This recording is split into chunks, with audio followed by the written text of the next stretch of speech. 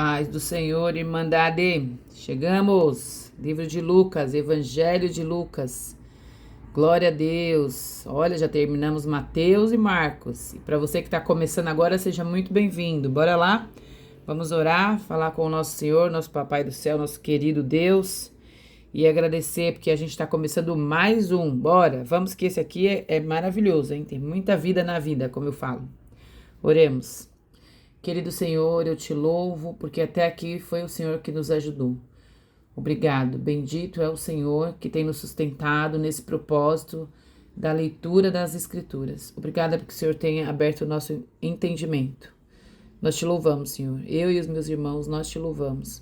É graça, bondade e misericórdia sobre nós, sendo manifesta sobre nós, vindo da tua parte sobre nós. E por isso eu agradeço. Em nome de Jesus. Amém. Gente, ó que eu coloquei aqui, ó. Evangelho é o quê? Boa notícia, ou boas novas, boas notícias. A gente falou isso quando a gente começou em Mateus, também como quando chegamos em Marcos e agora em Lucas. E aqui os sinóticos, né? Esse é o último dos sinóticos, que significa olhar junto, ver junto. Quais são os evangelhos sinóticos? Mateus, Marcos e Lucas. João é um evangelho, mas não é sinótico porque não é o mesmo sentido, não é o mesmo olhar. Ele trata de outras coisas a respeito da vida de Jesus.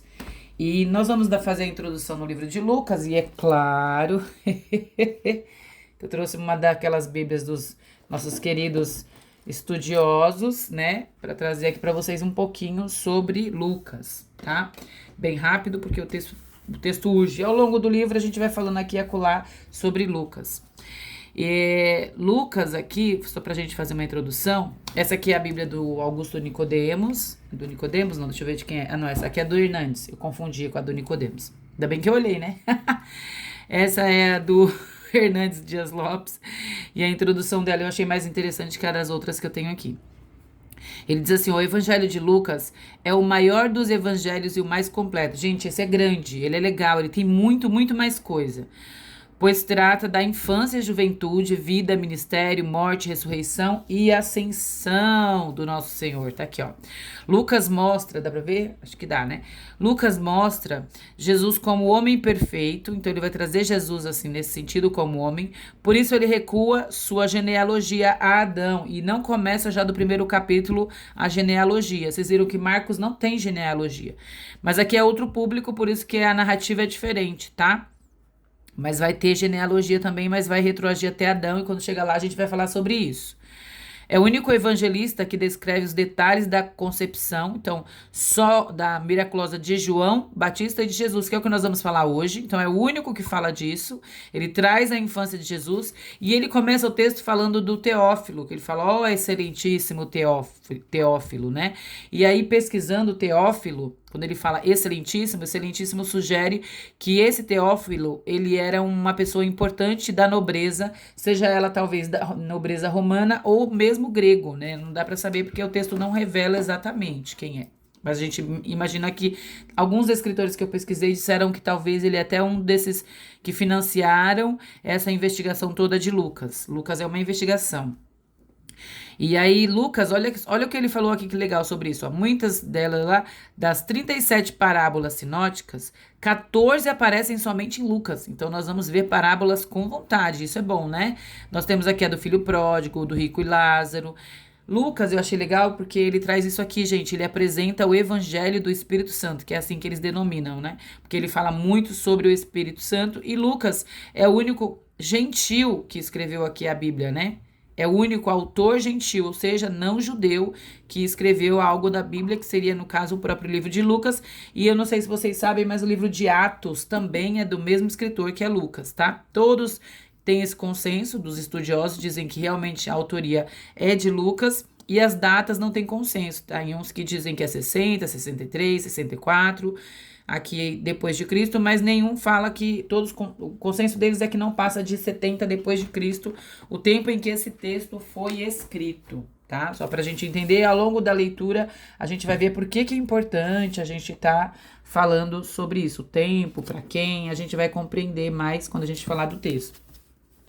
Daí, lendo aqui, eu vou até levantar para ficar mais fácil pra gente correr com o assunto, que é muito legal. Então, ele começa aqui no Lucas, deixa eu ver, dá pra ver? Dá. Lucas, capítulo 1. Muitos já dedicaram a elaborar um relato dos fatos que aconteceram entre nós, conforme nos foram transmitidos por eles.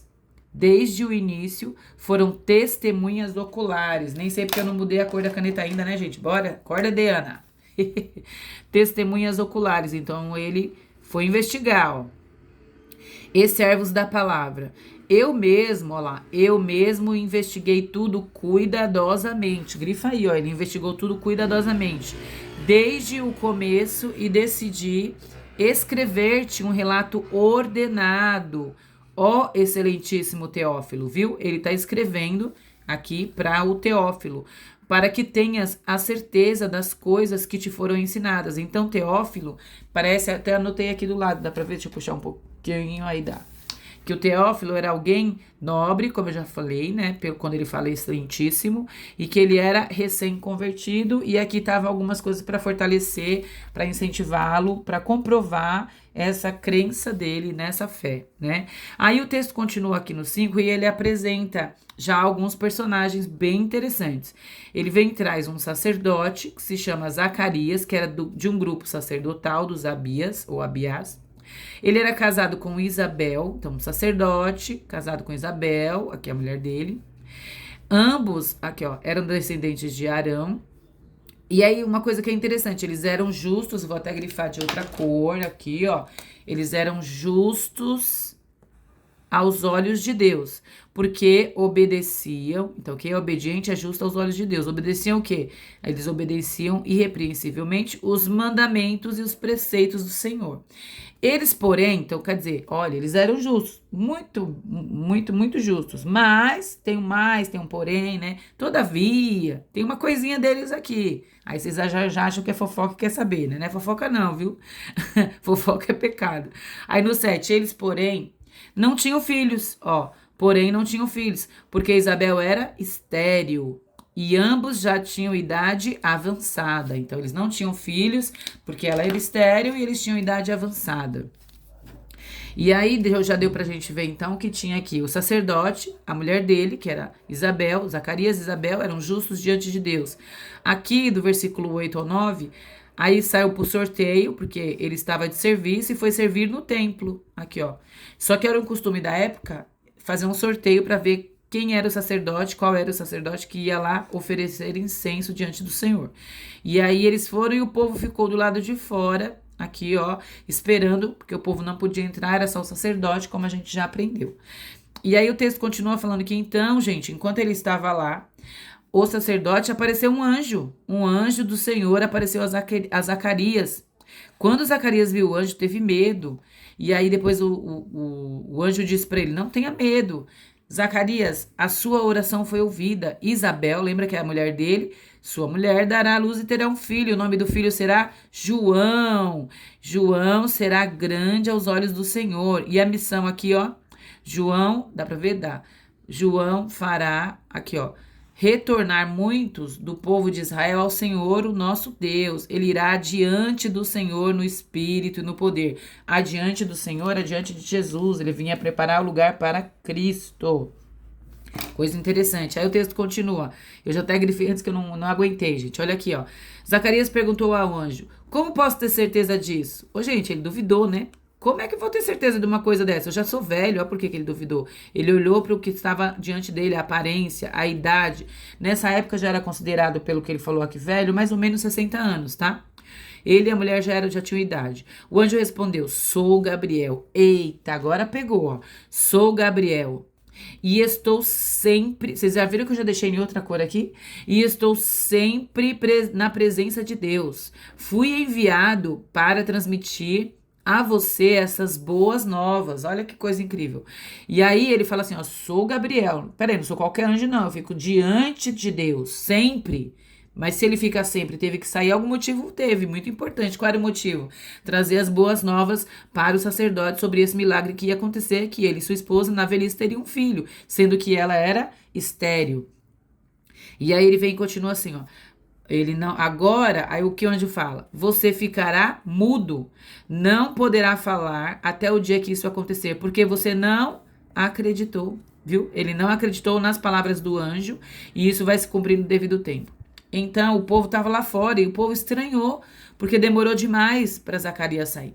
E aí, quando Zacarias saiu, ele não conseguia falar nada. Aí o povo percebeu que ele teve uma visão lá dentro do templo. Gente, eles perceberam. E Zacarias ficou mudo até o dia do nascimento do seu filho, de João. E o texto continua aqui, ó. Isto é a obra. Aí, quando terminaram os dias dos votos que ele tinha que fazer, do serviço que ele tinha que prestar lá no templo, ele voltou para casa. Quando ele voltou, a sua mulher engravidou, como o anjo tinha falado, e aí ela ficou trancadinha em casa 5 meses, porque ela falou assim: olha, isto é obra do Senhor. Agora ele olhou para mim favoravelmente para desfazer a minha humilhação. Olha isso. Ela sabia que era milagre, sem nem ter visto o anjo. E ele que viu e ouviu o anjo teve dúvidas. Olha que coisa incrível. Vamos parar por aqui, porque, como eu falo sempre, é o quê? Muita vida na vida, muita história, né, gente? É muito interessante essa história. Ela é longa, mas dá pra gente entender, né? Dá pra gente entender. Ela não é difícil de entender. Então, nós vimos que começa aqui com Lucas, ele vai nas testemunhas oculares, ele começa a colher relatos sobre o que aconteceu. E aqui ele está anunciando o nascimento de João Batista, que já foi algo milagroso, né? Já foi um milagre. O texto ele começa apresentando Zacarias, Isabel, ele era sacerdote, os dois eram tementes a Deus, como nós vimos, justos diante de Deus. Eles não tinham filhos. E aqui o texto já fala que eles eram justos aos olhos de Deus, que eu coloquei até de outra cor. Por quê? Porque naquela época, as pessoas, de uma maneira muito equivocada, eles criam que uma mulher poderia ser estéril em decorrência de pecado, né? Então o texto faz questão de mostrar que eles não tinham feito nada de errado. Que eles não tinham filhos e ela era estéril, mas não por algo que eles tinham feito, não era por cometimento de pecado. Do 8 ao 10, a gente vê Zacarias, né? Ele era escolhido para servir, tinha sido sorteado, porque era um costume da época, porque tinham muitos sacerdotes. E aí eles faziam um sorteio para ver quem ia servir no templo. No versículo 11, o anjo aparece. Do 13 ao 17, o anjo fala para ele: ó, a sua oração foi ouvida. E aí eles teriam um filho, diz até o nome, que seria João, e diz a missão do filho, que era preparar o caminho do Senhor. Aleluia. Era preparar o caminho de Jesus. No 18, Zacarias, com essa pergunta que ele fez, ele duvidou. E aí, gente, dúvida não tem a ver com fé. A fé é a certeza das coisas que a gente não vê. Fé não anda junto com comprovação. E ele queria aqui, ó, uma comprovação. Ele era um sacerdote, né, como a gente viu. Ele estava ministrando no templo, como a gente viu. Ele era um homem de Deus, como a gente viu. Ele era justo aos olhos de Deus, como a gente também já viu aqui. Ele cumpria todos os mandamentos, como está escrito aqui. Mas, gente, ele duvidou. Meu Deus do céu. Senhor bendito, ele duvidou. E eu não consigo falar outra coisa a não ser pedir misericórdia para nós, porque ele duvidou. E a gente não é nem a metade do que ele era, hein? O anjo respondeu, né? Eu fico pensando, o anjo, eita! Sou Gabriel. Sempre, olha isso, sempre estou aqui, ó. Sempre estou na presença de Deus. O anjo responde para ele, né? Sou Gabriel. Eu tô sempre na presença de Deus, né? Ele tá falando aqui, bem aqui nessa parte, ó. Sempre na presença de Deus. Tá vendo aqui no verdinho? E isso disse bastante também, né? A incumbência desse anjo era estar sempre na presença de Deus. Eu não sei até se eu posso falar isso, acho que sim, né? Mas esse anjo aqui é como se ele tivesse uma graduação superior, uma graduação maior, né? Porque só os anjos que aparecem no Antigo Testamento e no Novo só tem 2. Só 2 que repetem no Antigo Testamento e aqui no Novo. E um deles é esse anjo. Ele aparece no Antigo e no Novo e mais um. Né? Normalmente a literatura judaica ela retratava os principais anjos, aqueles que ficavam de frente para o trono de Deus. E esse aqui, ele foi enviado só para transmitir uma missão. Transmitir essa missão, que seria a incumbência de João, que era preparar o caminho. Né? Eles iam ter um filho e ser um milagre, que esse filho teria essa missão, preparar o caminho do Senhor. Quem vocês acham que deu essa missão? Quem vocês acham que falou essas palavras para o anjo? Foi o próprio Deus. Ele estava ali, o anjo, diante de Deus. Deus é maravilhoso, ele nos ama, ele cuida de nós. As nossas vidas estão na mão dele, sob o controle. Ele rege o universo, governa os céus, a terra. Aleluia. Por que ele não governaria as nossas vidas, não é? A gente não precisa de comprovação. Vamos pedir a Deus que a gente esteja sensíveis a Ele. Vamos pedir essa sensibilidade, né? Que estejamos sensíveis a Ele, à vontade dEle, que possamos perceber tudo o que Ele faz em nossas vidas todo dia. Que sejamos atentos ao Todo-Poderoso, porque o que importa, na verdade, é o céu, é o Senhor, é o nosso Deus Todo-Poderoso e o que Ele quer e pensa a nosso respeito. Aqui do versículo 26 ao 38, o anjo aparece para Maria, como ele apareceu para Zacarias lá. Só que aqui ela é uma menina, uma moça humilde, muito nova, virgem. E aí o anjo vem e diz para ela, né? Vamos ver aqui no 34. Aqui, ó. Acho que é no 34. Vamos ver aqui, depois a gente dá uma paradinha, porque eu já tô correndo com o tempo aqui, ó. No 6º mês, Deus enviou o anjo Gabriel. Olha aqui o anjo. A cidade, a virgem prometida de casamento. Ela estava prometida a José, né? Lembra que eu falei? Prometida a José. Lá, eu falei lá em Mateus, eu tô lembrando aqui, tô achando que vocês sabem do que eu tô falando. E aí o anjo diz, saudações agraciada, o Senhor está com você. Maria ficou assustada. Aí ele diz, não tenha medo. Aí ela ficou assustada com a expressão dele, agraciada por Deus. Aí ele vem explicando o que era essa expressão. Você ficará grávida, dará à luz um filho chamado Filho do Altíssimo. Olha aqui, o Cristo bendito, oh, aleluia. Deus lhe dará o trono de Davi, e o seu reino jamais terá fim. Então é dito isso para Maria. E aí, diferente do que aconteceu lá com o sacerdote, que ele fala assim, né? A pergunta dele era como, mas era como ele faria para ter certeza. A pergunta dele tá aqui, ó. Zacarias fala o quê? Como posso ter certeza disso? Ele fala para o anjo. Já Maria fala assim, olha aqui, Maria. Como acontecerá isso? Ou seja, eu sei que vai acontecer, só me fala como é, o que eu tenho que fazer. Ela parecia assim, eu não posso errar. Eu tenho uma incumbência do céu e não posso errar, eu quero cumprir. Então o anjo respondeu, e dá para ver isso pela resposta do anjo. O anjo respondeu, o Espírito Santo virá sobre você, e o poder do Altíssimo cobrirá com a sua sombra. Eita Deus, coisa mais linda, hein? Assim, aquele que há de nascer será chamado Santo, Filho de Deus.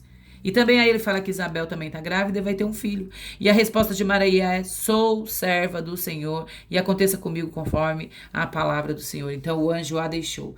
Aí aqui Maria visita Isabel e é algo maravilhoso porque tem uma revelação do céu aqui. Que aí, olha o que Isabel, ela faz quando ela encontra Maria. Ela sente, ela percebe o que está no ventre de Maria. Ela diz assim, ó, bendita é você entre as mulheres e bendito é o filho que está no seu ventre, mas porque sou tão agraciada a ponto de me visitar a mãe do meu Salvador. E isso é incrível. Como é que aquela mulher soube isso? Como é que aquela mulher percebeu isso? A mãe do meu Salvador. Oh, Jesus bendito. Isso é revelação do céu, isso é algo do céu que foi lançado sobre aquela mulher. Então, a aplicação prática é que Deus cumpre a sua palavra, suas promessas. Ele vela por sua palavra. Nós vimos que tudo que aconteceu, o anjo disse, o anjo falou ali, como ele falou, como Deus mandou ele falar, ele falou, e tudo se cumpriu. Deus já decretou no céu algo a nosso respeito. E para Deus, a palavra dele é suficiente, que nós possamos perceber o Senhor, conhecer, entender e cumprir a vontade do Senhor para as nossas vidas. Eu louvo ao Senhor e que assim seja conosco.